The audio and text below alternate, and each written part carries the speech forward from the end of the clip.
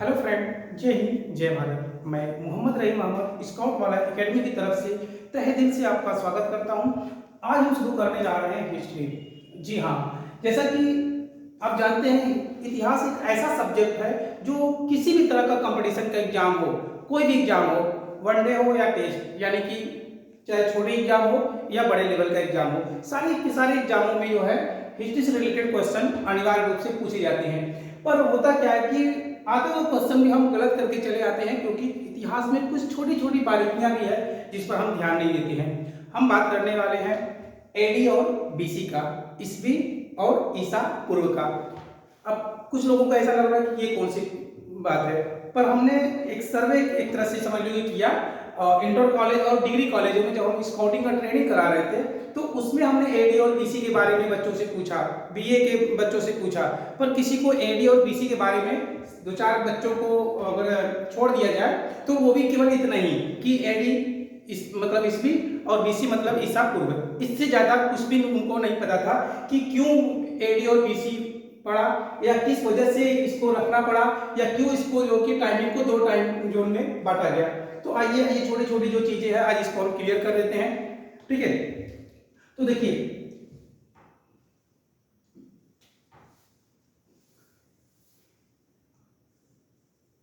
आपने कैलेंडर अपने कैलेंडर के बारे में तो सुना ही होगा, जानते ही होंगे कैलेंडर क्या है। इसमें बताने की कोई खास वजह तो नहीं है। ठीक है, चलिए देखिए अब हम कैलेंडर की यहाँ पे बात क्यों कर रहे हैं। बात इसलिए कर रहे हैं कैलेंडर का कि पूरे वर्ल्ड में, पूरी दुनिया में जो भी टाइमिंग वगैरह चलती है, जो समय चलती है, ठीक है, जैसे आज हम समय की बात करें, जनवरी फरवरी की बात करें, तो ये क्या है, ये एक प्रकार का कैलेंडर है, एक प्रकार का टाइमिंग है जिससे हम बीते हुए समय और आने वाले समय के बारे में जानकारी प्राप्त करते हैं। तो कैलेंडर की अगर बात करें तो पूरे वर्ल्ड में 32 टाइप के कैलेंडर चलाए जाते थे। अगर केवल हम इंडिया की बात करें अगर हम केवल इंडिया की बात करें तो हमारे इंडिया में 14 प्रकार के कैलेंडर चलाए जाते थे। सोचो, यानी कि कैलेंडर अब 14 टाइप के कैलेंडर, कई सारे शासकों के द्वारा, कुछ धार्मिक धार्मिक लोगों के द्वारा, ठीक है, तो इस तरह के कैलेंडर चलाए जाते थे। अगर हम वर्ल्ड की बात करें तो वर्ल्ड में लगभग 32 टाइप के यानी 32 टाइप के कैलेंडर चलाए जाते थे। यानी कि बहुत सारे ऐसी कंट्री थी जो अपने अपने कंट्री में, अपने अपने देश में अलग अलग तरह की जो की क्या बनाए थे, कैलेंडर बनाए थे। तो सोचो कितनी ज्यादा परेशानियों का सामना करना पड़ा होगा उस टाइम में कितने सारे समस्याओं का सामना करना पड़ा होगा। रीजन ये था कि जैसे हमारे इंडिया में अगर 1 तारीख है तो किसी कंट्री में या किसी के देश में क्या था, महीने का एंडिंग था, महीने का लास्ट था। किसी के यहाँ महीने का मिडिल चल रहा है, किसी के यहाँ 10 तो किसी के यहाँ 20 तारीख है। तो ऐसे में बड़ी समस्या होती थी जब हम देश विदेश की दौरा करते थे या देश विदेश के बारे में जानकारी प्राप्त करते थे। तो विद्वानों को लगा कि कुछ ऐसा करना चाहिए जिससे पूरे वर्ल्ड का जो टाइमिंग है वो इक्वल हो, जो कैलेंडर है वो इक्वल हो, एक समान हो, ताकि अगर कोई एक अपने देश की सीमा से बाहर निकले तो उसको सही डेट और सही टाइमिंग के बारे में पता हो।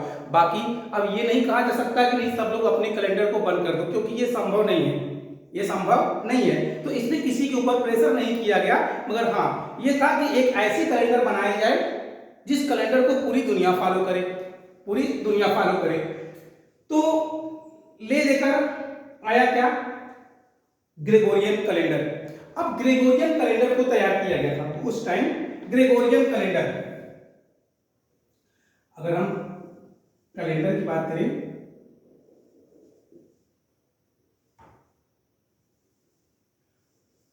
अगर हम कैलेंडर की बात करें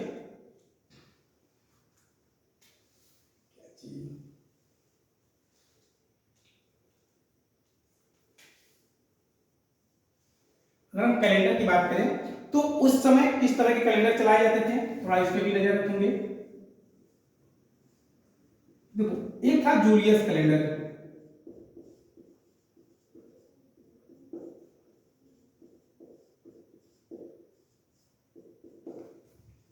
उसके बाद आया ग्रेगोरियन कैलेंडर।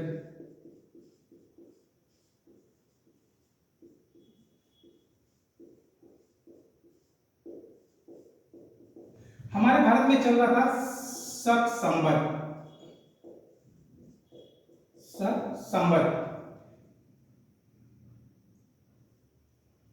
चलिए शक संवत। अब देखिए जूलियस कैलेंडर, आपने नाम सुना होगा जूलियस सीजर का इंग्लिश की किताबों में। तो जो जूलियस सीजर थे उनके द्वारा जो कि ये तैयार या उनके नाम पर ये कैलेंडर तैयार किया गया था। और इस कैलेंडर का टाइमिंग अगर हम बात करें तो 86 बीसी, यानी ईसा मसीह के जन्म से 46 साल पहले जूलियस कैलेंडर का निर्माण हो चुका था। जूलियस कैलेंडर में जो कैलेंडर तैयार किया गया था वो 400 वर्षों का कैलेंडर तैयार किया गया था। यानी कि केवल जूलियस कैलेंडर में नहीं, हमारा जो ग्रेगोरियन कैलेंडर है ये भी केवल 400 वर्षों का ही कैलेंडर है। इन्हीं 400 वर्षों को बार बार रिपीट किया जाता है। यानी कि अगर आप सोचेंगे कि 2022, 2023 या 2025 या 2050 का जो कैलेंडर है वो पहले से बना कर रखा गया था या डेली उसको जो कि आने से पहले बना दिया जाता है, तो ऐसा कुछ भी नहीं है। ये कैलेंडर एक ही बार बनकर तैयार हुआ था ग्रेगोरियन कैलेंडर। कितने वर्षों के लिए? 400 वर्षों का। 400 वर्षों का कैलेंडर पहले से बनाकर तैयार किया गया था। इन 400 वर्षों का अगर हम बात करें तो 400 वर्षों के कैलेंडर का पहला जो महीना है वो कौन सा है? जनवरी। जबकि 400 वर्ष के कैलेंडर का पहला जो दिन है, पहला जो डेट है, तारीख है, तारीख तो एक ही होगा, जनवरी का क्या? 1। अगर हम डे की बात करें तो ये हमारा है मंडे, यानी कि सोमवार। मंडे यानी कि सोमवार का दिन। यानी ग्रेगोरियन कैलेंडर जो है, ग्रेगोरियन कैलेंडर 400 वर्षों का कैलेंडर बनाया गया था। 400 वर्षों के कैलेंडर का पहला जो महीना होगा वो जनवरी का होगा। क्या है? जनवरी, यानी 1 तारीख। और जो दिन की शुरुआत होगी वो मंडे से होगी। ऐसा आपको रीजनिंग के क्वेश्चन में भी आपसे पूछ दिया जाएगा, इसलिए आप याद रखिएगा।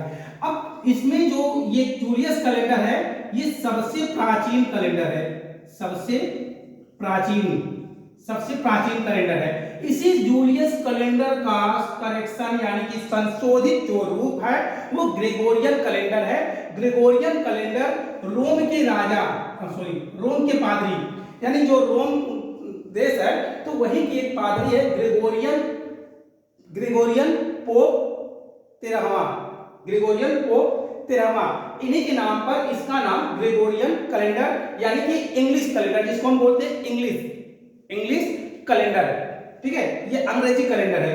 जबकि अगर हम शक संवत की बात करें तो ये 78 एडी यानी कि ईस्वी में कनिष्क के द्वारा जो कि चलाया गया था। ये कनिष्क के द्वारा चलाया गया था, जो कुषाण वंश का शासक था। अच्छा, इंटरेस्टेड बात यह है कि भारत सरकार ने 22 मार्च 1957 क्या एडी यानी कि ईस्वी को 22 मार्च 1957 ईस्वी को शक संवत को राष्ट्रीय संवत की संज्ञा दी, यानी कि इसको मान्यता दिया। यानी हम कह सकते हैं कि ग्रेगोरियन कैलेंडर किस पर आधारित है या शक संवत किस पर आधारित है? ग्रेगोरियन कैलेंडर पर। हमारा भारतीय कैलेंडर किस पर आधारित है? ग्रेगोरियन कैलेंडर पर। यानी कि भारत के इन 14 प्रकार के या इससे भी ज्यादा कैलेंडर रहे होंगे, ठीक है। तो इनमें भारत सरकार ने मान्यता किसको दिया? शक संवत, यानी कि कनिष्क के द्वारा जो चलाया गया था 78 एडी में शक संवत, उसे भारतीय सरकार ने 22 मार्च 1957 को मान्यता दिया था, ठीक है। तो याद रखना जूलियस कैलेंडर 46 बीसी में सबसे प्राचीन कैलेंडर था। इसी का संशोधित रूप ग्रेगोरियन कैलेंडर तैयार हुआ, ठीक है। यानी शक संवत को भी किसमें कन्वर्ट कर दिया गया? ग्रेगोरियन कैलेंडर में। यानी कि हमारा जो शक संवत है वो किस पर आधारित है? ग्रेगोरियन कैलेंडर पर, ठीक है। अब इन 14 प्रकार के जो कैलेंडर चलाए गए हैं, इसमें जैसे अगर आप सुनिए कि 14 टाइप के कौन कौन से कैलेंडर, कितने सारे कैलेंडर है, तो अब तो एक तो आपका सामने है शक संवत, विक्रम संवत, गुप्त संवत, बुद्ध संवत, हर्ष संवत, इलाही संवत। हाँ, इलाही संवत जो अकबर के द्वारा चलाया गया था। उसके बाद आपका हिजरी संवत जो मोहम्मद साहब के द्वारा चलाया गया था, ठीक है। तो इसी तरह के बहुत सारे भारत में भी संवत चलाए गए थे, अलग अलग राजाओं के द्वारा जो है ये संवत चलाए गए थे, ठीक है। मगर उन सभी संवतों में किसको मान्यता दिया गया था? कुषाण कालीन शासक कनिष्क के द्वारा चलाया गया शक संवत 78 एडी, यानी कि एक तरह से कह सकते हैं कि फर्स्ट सेंचुरी में। ये कनिष्क वही है जिन्होंने तक्षशिला विश्वविद्यालय की स्थापना भी करवाई। 78 एडी में कहा जाता है कि इनका राज्याभिषेक हुआ और राज्याभिषेक के बाद इन्होंने शकु को पराजित किया और शकु को पराजित करने के उपलक्ष्य में कनिष्क ने शक संवत की शुरुआत की। ठीक है, उसके बाद शक संवत के बाद एक और आता है हमारा विक्रम संवत। विक्रम संवत की अगर हम बात करें, विक्रम संवत की अगर हम बात करें, विक्रम संवत की, तो ये चलाए थे विक्रमादित्य ने।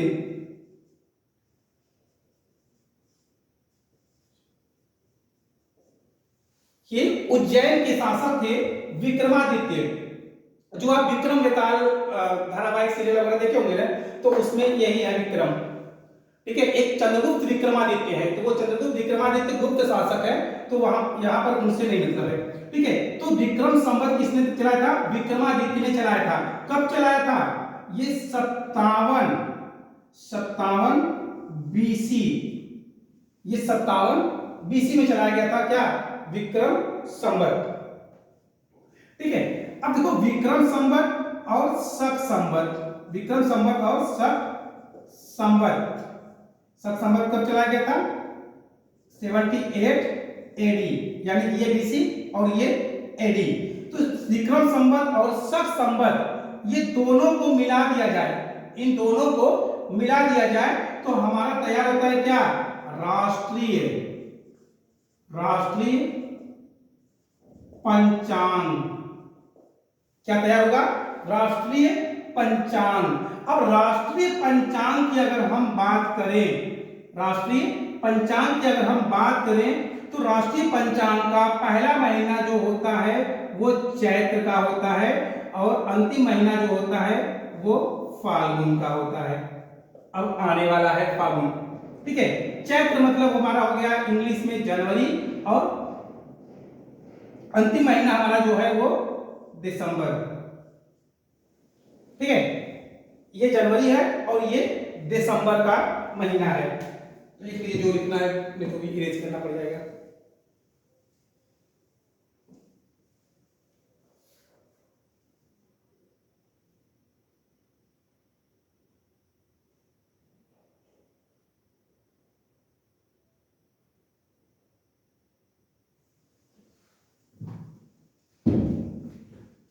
सॉरी, एक चीज है, ये इंग्लिश का तो जनवरी और दिसंबर अंतिम होता है, मगर चैत्र का अगर हम बात करें तो जो चैत्र का महीना है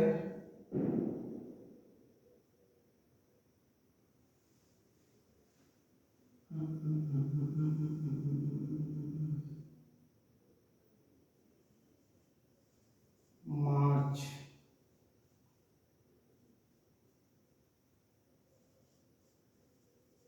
फरवरी।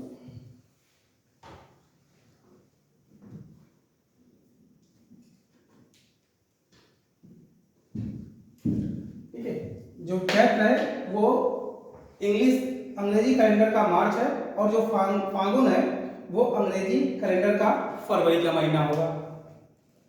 ठीक है, विक्रम संवत और शक संवत, विक्रम संवत और शक संवत को मिलाने के बाद हमारा क्या तैयार होगा? राष्ट्रीय पंचांग। राष्ट्रीय पंचांग का जो पहला महीना होगा वो चैत्र का होगा और अंतिम महीना जो होगा वो फाल्गुन का होगा।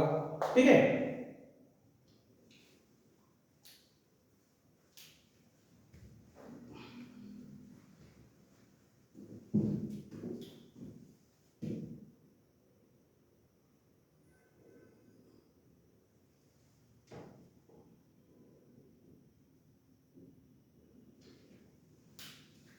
आगे बढ़े।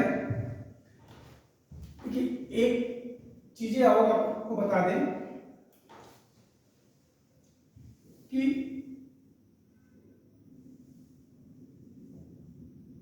ईस्वी संवत, जो ईस्वी संवत हमारा है, तो ईस्वी संवत में अगर हम ईस्वी संवत में 57 को ऐड कर दें तो हमारा ये बदल जाएगा किसमें? विक्रम संवत में।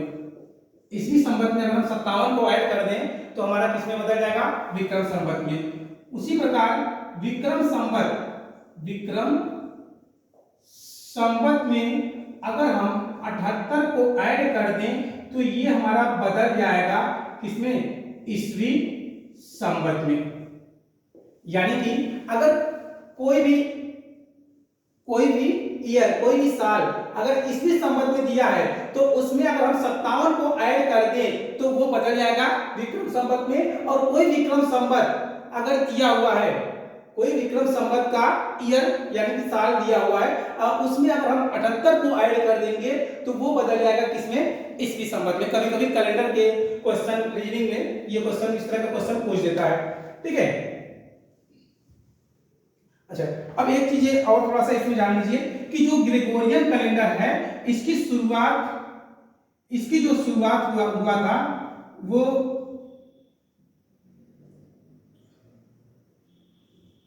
24 फरवरी 1582, 24 फरवरी 1582 एडी यानी कि ईस्वी एडी में हुआ था। ग्रेगोरियन कैलेंडर की जो शुरुआत हुई थी वो 24 फरवरी 1582 में हुआ था। अब ऊपर तो जगह है नहीं, स्क्रीनशॉट लेना है तो ले लीजिए, फिर आगे बढ़े। अब हम बात करेंगे एडी और बीसी की। ठीक है, तो यही सारा रीजन था एडी और बीसी के आने का। इरेज कर दें।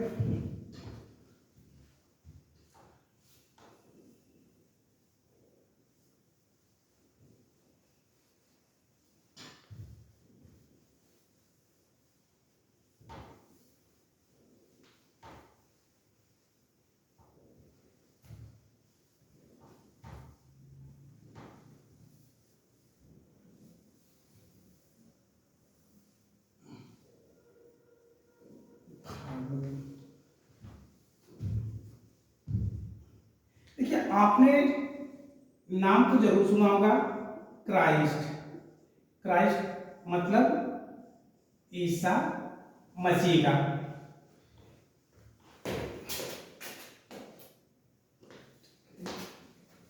ठीक है, ईसा मसीह का। अब ईसा मसीह के जन्म के बारे में थोड़ा मतभेद है।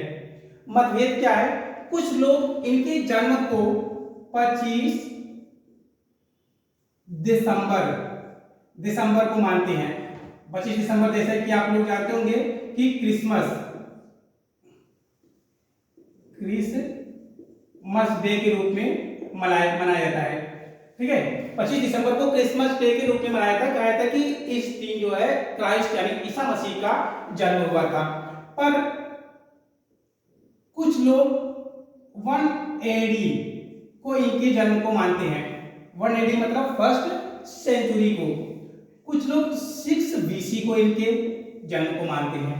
क्रिसमस डे मनाया जाता है 25 दिसंबर को, मगर हमारा जो कैलेंडर तैयार किया गया है वो फर्स्ट एडी को मानकर तैयार किया गया है। यानी कि इनका क्राइस्ट यानी ईसा मसीह के जन्म को 1 एडी यानी कि 1 तारीख से शुरू किया जाता है। अब 1 तारीख का मतलब क्या है?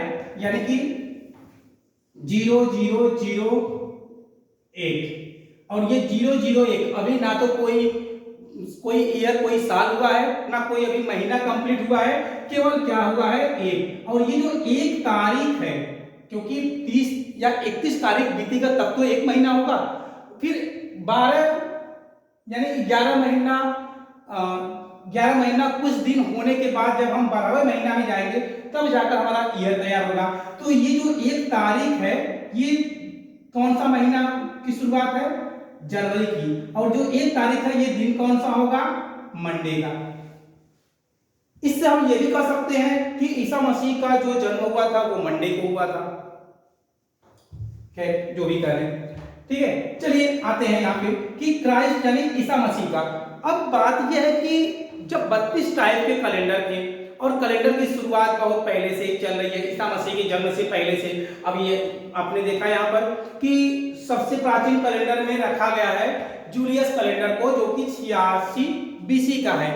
मगर हमारे भारत में उससे भी बहुत ज्यादा पुराने बुद्ध कैलेंडर, हर्ष कैलेंडर, हाँ उसके बाद आपका जो है ये विक्रम विक्रम संवत विक्रम संवत क्या 57 BC, तो इससे तो बहुत पहले है, मगर मान्यता इसको नहीं, मान्यता उसको दिया गया जूलियस कैलेंडर को, क्योंकि जूलियस कैलेंडर को कई कंट्री के लोग फॉलो करते थे, इसलिए जूलियस कैलेंडर को सारे कैलेंडरों में मान लिया गया, क्योंकि भारतीय कैलेंडर केवल सब संवत को छोड़ दिया, तो बाकी सारे कैलेंडर का बहुत ज्यादा वो नहीं रहा।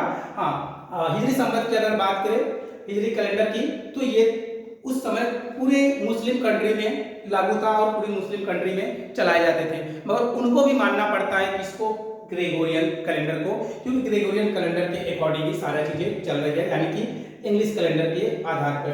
तो जब ईसा मसीह क्राइस्ट का जन्म हुआ होगा, तो उस दिन तो जीरो, कोई बच्चा अगर आज जन्म लेता है तो हम ये नहीं कर सकते कि बच्चा एक दिन का हो गया, आज अगर जन्म लेता है तो कल हम उसको बोलेंगे कि आज वो एक दिन पूरा कंप्लीट हुआ, ठीक है। तो अब ईसा मसीह का जन्म हुआ। अच्छा एक बात और भी होगा कुछ लोगों के दिमाग में कि क्यों जो है ईसा मसीह के समय से ही कैलेंडर की शुरुआत की गई, कोई और क्यों नहीं। सेंटर यानी कि सेंटर में इनको रखा गया, क्राइस्ट को, ईसा मसीह को। भाई सोच जिसकी रहेगी उस वो अपने ही लोगों का तो अपने ही लोगों को तो सेंटर मानेंगे। जैसे ये सोच किसकी थी, ईसाई मिशनरियों की, हाँ जो फलस्तीन के आसपास में, जिसे अगर हम फलस्तीन में तो जन्म हुआ था क्राइस्ट यानी ईसा मसीह का, तो ये एक तरह से इसको बनाने वाले जो लोग थे इस कैलेंडर को, वो ईसाई थे, ठीक है। तो अब ईसाई हैं तो जाहिर सी बात है कि वो ईसा मसीह को ही सेंटर मानेंगे, वो भगवान श्री राम या किसी और को तो सेंटर में रखेंगे नहीं। हाँ अगर भारतीय लोगों का ये सोच होता तो शायद वो सेंटर में भगवान श्री राम को रख लेते, धार्मिक तौर पे अगर देखा जाए। अगर हिस्टोरिकल तौर पे अगर देखा जाए तो चंद्रगुप्त मौर्य, समुद्रगुप्त, अशोक, विक्रमादित्य, ऐसे जो सूरवीर राजा थे हमारे भारत के, तो इनको भी सेंटर में रखा जा सकता था। अगर किसी मुस्लिम शासकों या इतिहासकारों के द्वारा ये नाम रखा गया होता तो फिर वो अपने हिसाब से उस सेंटर मतलब मान लेते, ठीक है। जो भी हो, तो क्राइस्ट यानी ईसा मसीह का जन्म हुआ, ठीक है। क्या हुआ, जन्म हुआ। अब इनके जन्म के बाद की घटना, यानी कि हम 1 2 3 4 5 6 डॉट डॉट करके आएगा, महीने का लास्ट, उसके बाद सेंचुरी आ जाएगा, उसके बाद कुछ भी 1000 2000 जो भी टाइमिंग को ले ले, तो ये सारा टाइमिंग जो है हमारा कहां पे जाएगा, एडी मींस ईस्वी। ईसा मसीह के जन्म के बाद की घटना को हम किसमें लिखते हैं, ईस्वी यानी कि एडी में। ईसा मसीह के जन्म के बाद की घटना को ईस्वी यानी एडी में लिखते हैं। यानी कि इतिहासकारों ने कहा कि हम ईसा मसीह के जन्म के बाद की घटना से हम इतिहास को क्रमबद्ध तरीके से लिखना प्रारंभ करेंगे। पर कुछ इतिहासकार तो घबरा गए कि भैया ईसा मसीह के जन्म के बाद से सभी घटनाओं को क्रमबद्ध तरीके से लिखेंगे या वर्णन करेंगे तो ईसा मसीह के जन्म के पहले की सारी घटना को आप खत्म कर देंगे, समाप्त कर देंगे, उसके बारे में इतिहास में जिक्र नहीं होगा। तो बोला नहीं, ऐसा हमने कब कहा, तो हम उसके पहले की घटना के बारे में वर्णन करेंगे, मगर कहने और बोलने का तरीका अलग होगा। तो भैया क्या होगा कहने और बोलने का तरीका? कहने और बोलने का तरीका ये होगा कि ईसा मसीह के जन्म के पहले की घटना, ईसा मसीह के जन्म के पहले की घटना, और जन्म के पहले की घटना को हम क्या बोलेंगे, बीसी। बीसी यानी कि ईसा पूर्व, बीसी मतलब ईसा पूर्व। अगर हम एडी की बात करें तो एडी को हम का फुल फॉर्म क्या होगा, एनो डोमिनी, एनो डोमिनी। और बीसी का फुल फॉर्म क्या होगा, तो बीसी का होगा before Christ, before Christ. AD का मतलब एनो डोमिनी, एडी मतलब ईस्वी, और एडी मतलब ईस्वी। एडी का फुल फॉर्म एनो डोमिनी। एनो डोमिनी का मतलब क्या है यहाँ पे कि ईसा मसीह के जन्म के बाद की घटना को हम एडी यानी ईस्वी में लिखते हैं, जबकि ईसा मसीह के जन्म के पहले की घटना को बीसी यानी ईसा पूर्व में लिखते हैं, यानी कि बिफोर क्राइस्ट इसको हम बोलेंगे। ठीक है, बात को समझिए। रिकॉर्डिंग चल रहा है कि नहीं भैया? रुकना नहीं भाई, एक बार रुक गया था। ठीक है, तो अब देखो इसका मतलब क्या हुआ, इसका अर्थ क्या हुआ। इसका मतलब ये है कि एडी में कि कोई व्यक्ति अगर 2 तारीख को जन्म लेता है, और कोई व्यक्ति 2 तारीख को जन्म लेता है और 31 तारीख को उसका डेथ हो जाता है। यार रानी तो बड़ा कम हो जाएगा, कहोगे नहीं दीजिए। 2 तारीख को जन्म लेता है और 100वें दिन वो मर जाता है, उसका डेथ हो जाता है, यानी कि ये जन्म होता है और यहां पे क्या हो जाती है, उसका डेथ यानी कि मृत्यु। तो हम इस घटना को कैसे बोलेंगे कि 2 तारीख को फलां व्यक्ति का, किसी भी व्यक्ति की हम बात करें कि 2 तारीख को उसका जन्म हुआ और 100वें दिन उसका क्या हो गया, डेथ हो गया। 100वें दिन उसका क्या हो गया, डेथ हो गया। 100वें दिन करेंगे तो ये 2 के हिसाब से कम पड़ जाएगा। आ जाओ 1 तारीख में ले लो, घबरा जाओगे कैलकुलेशन करके। ठीक है, 1 तारीख को किसी व्यक्ति का जन्म होता है और वो 100 दिन जीवित रहता है, यानी 100वें दिन अगर उसका डेथ हो जाता है तो हम इस घटना को किस में लिखते हैं, एडी में। 1 तारीख को जन्म हुआ और 100वें दिन वो क्या हो गया, मर गया, यानी कि उसका डेथ हो गया। अब वह यही बात अगर हमको बीसी में करना हो तो बीसी में हम क्या करेंगे, बीसी में हम ये दिखाएंगे कि उस व्यक्ति का जन्म ईसा मसीह के 100वें दिन, ईसा मसीह के जन्म से 100 दिन पहले हुआ था। उसका जन्म ईसा मसीह के जन्म से 100 दिन पहले हुआ था और ईसा मसीह के जन्म से 1 दिन पहले उस व्यक्ति का डेथ हो गया। ठीक है, यानी जब हम बैक में जाते हैं, बीसी में जाते हैं तो अधिक संख्या अधिक से कम की तरफ, यानी संख्या अधिक में उसका जन्म होगा और संख्या कम में उसकी मृत्यु होगी, जबकि एडी में संख्या कम में उसका जन्म होगा और संख्या अधिक में उसका डेथ यानी कि मृत्यु हो जाएगा। ठीक है, तो इस चीज को, इस बात को आप ध्यान रखिएगा। दूसरी चीज कि कुछ लोग इस एडी को कुछ YouTube चैनल पे भी हमने देखा है और कुछ टीचरों के द्वारा बताया भी गया है कि एडी का जो फुल फॉर्म है यहां पर वो आफ्टर डेथ है, यानी कि यहां पर वो ये बताने का प्रयास करते हैं कि एडी का मतलब होता है आफ्टर डेथ और बीसी का मतलब होता है बिफोर क्राइस्ट। तो बिफोर क्राइस्ट तो ठीक है, मगर आफ्टर डेथ अगर इसको हम कह दें, हमको नहीं पता कि वो सही पढ़ा रहे हैं या गलत पढ़ा रहे हैं, मगर हम आपसे पूछना चाहते हैं कि अगर हम इसको आफ्टर डेथ मान लें कि ईसा मसीह का जन्म आफ्टर डेथ, यानी कि ईसा मसीह के जन्म के बाद की घटना। आफ्टर डेथ का मतलब ये हुआ कि ईसा मसीह के जन्म के बाद में, आफ्टर डेथ का मतलब ये होगा कि ईसा मसीह के मृत्यु के बाद की घटना, यानी कि यहां से लास्ट उनका क्या होगा, वहां से स्टार्टिंग होगा और यहाँ पे बीसी में तो खैर यही है। ठीक है, तो अगर हम इसको आफ्टर डेथ कहते हैं तो इसका मतलब कि अगर कोई व्यक्ति या ईसा मसीह को ही रख ले कि अगर वो जितने साल भी जिए हैं तो उनके जन्म से लेकर उनके मरने तक का जो टाइमिंग है वो यहीं पर गैप बनाकर रह जाएगा, यानी कि इनके जन्म से लेकर मृत्यु तक के बारे में कोई भी वर्णन नहीं है इतिहास में, और ना ही इस समय किसी भी तरह की घटना का वर्णन किया जा सकता है। क्यों?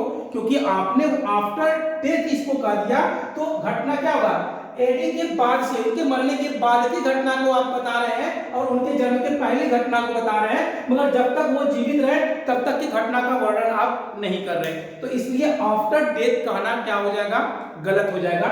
ये क्या होगा, एनो डोमिनी। ठीक है, तो ये था। अच्छा, एक बारीक की चीजें और याद रखिएगा कि सीबीएसई बोर्ड के स्कूलों में, इंग्लिश मीडियम के स्कूलों में ज्यादातर एडी की जगह पे बीसी, एडी की जगह पे क्या होता है, बीसी, एडी की जगह पे बीसी, सॉरी बीसी नहीं यार, एडी की जगह पे सी ई और बीसी की जगह पे बी सी ई देखने को मिलता है।